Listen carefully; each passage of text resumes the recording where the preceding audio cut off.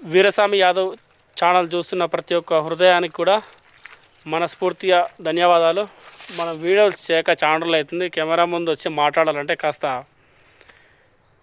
మాట్లాడలేకపోతున్నా, ఎందుకో మరి తెలియడం లేదు. అంటే 15 రోజులు అవుతుంది దాదాపు వీడియోస్ అయితే అప్లోడ్ చేయక.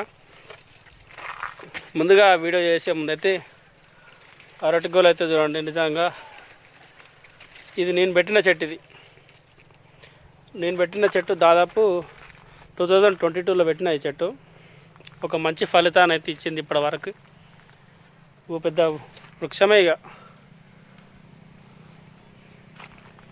సరే, ఇక వీడియోలోకి వెళ్ళే ముందు అయితే ముందుగా వీడియో చూసే వాళ్ళైతే వీడియోకి లైక్ చేయండి.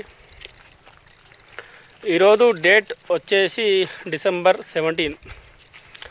స్పెషల్ డే ఏంటంటే సర్పంచ్ల యొక్క ఎన్నికలు ఈ రోజుతో అయితే ముగుస్తున్నాయి.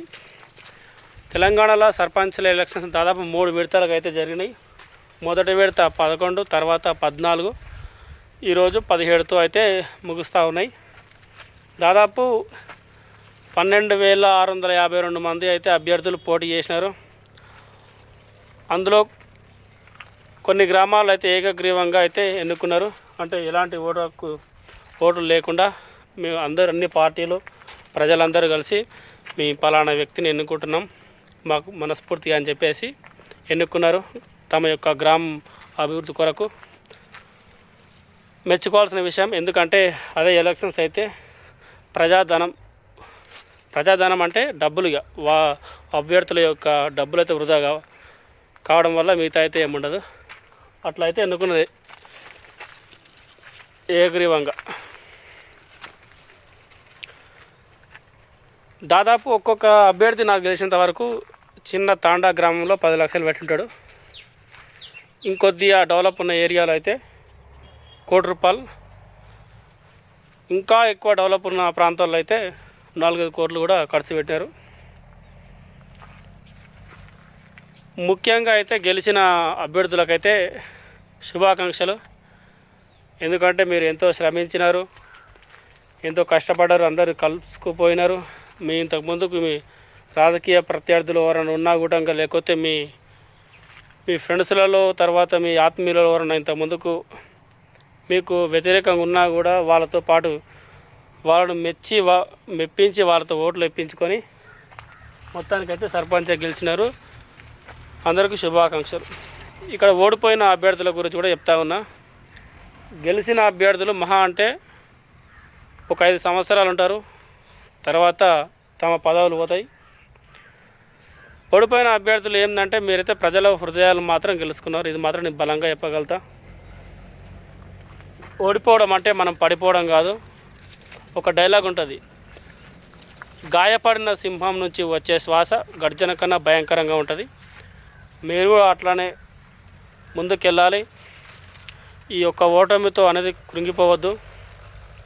అవకాశాలు మస్తు ఉన్నాయి. ఇంకా రిజర్వేషన్లు అయితే ఏం మారలే అంటున్నారు. ఈరోజు వార్త అప్డేట్ మనం చూసినట్లయితే ఏ గ్రామంలో ఎవరైతే రిజర్వేషన్ వచ్చిందో సేమ్ అట్లానే ఉంటుంది అంటున్నారు. ఇప్పుడు ముందు ఎంపీటీసీ, జెడ్పీటీసీ ఎలక్షన్స్ కూడా ఉన్నాయి.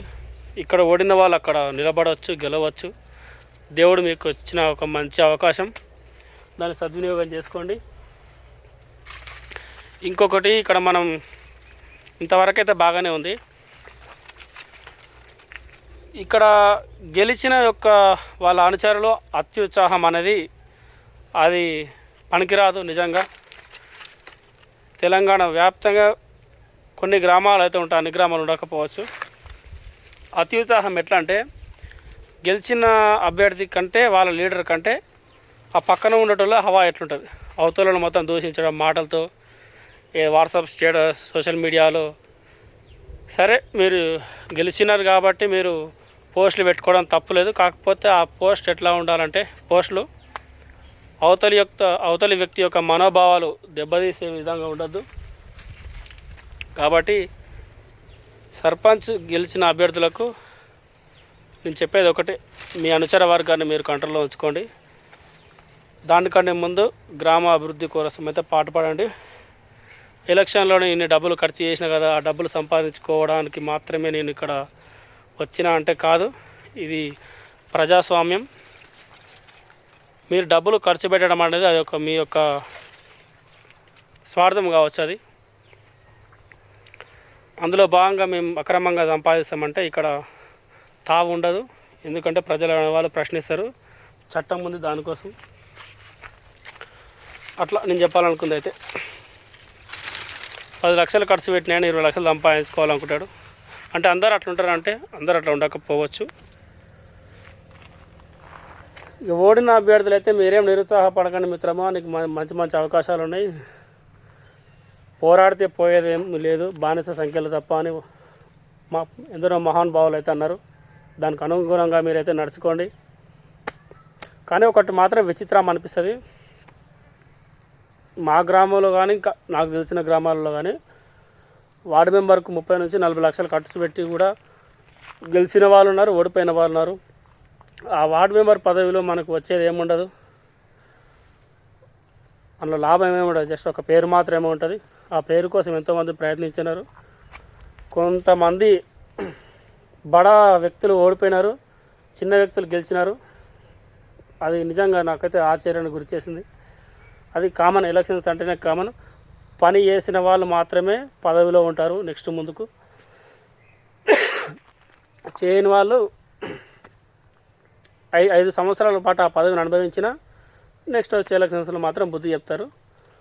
ఎంత పెద్ద లీడర్ అయినా సరే వర్క్ చేసినంత వరకు ప్రజలు ఎన్నుకుంటారు, లేదంటే పక్కకెడతారు. ఇది మనకు అందరికీ తెలిసిన విషయం. కాబట్టి ఓడిపోయిన వాళ్ళు ముఖ్యంగా నిరుత్సాహపడకండి, మీకు అవకాశాలు ఉన్నాయి. ఇది నేను ఈ వీడియో చెప్పాలనుకున్నది. కొద్దిగా వాయిస్ ఏమంటారు స్లో మాట్లాడుతున్నా, ఎందుకంటే ఇప్పుడు దాదాపు 15 రోజులు అవుతుంది వీడియో చేయక. వాయిస్ బేస్ అనేది లేదు మనకంటే, ఒక ఫ్లో అనేది మిస్ అయింది కాబట్టి అర్థం చేసుకోండి.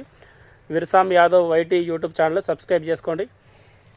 సబ్స్క్రైబ్ చేసుకున్న తర్వాత కామెంట్ చేసిన వాళ్ళకు ఈ అరటి పండు ఉంది కదా, ఈ పండ్లు అయిన తర్వాత అడిగితే ఇస్తా. ఓకేనా, మరి ఉంటాను, బాయ్.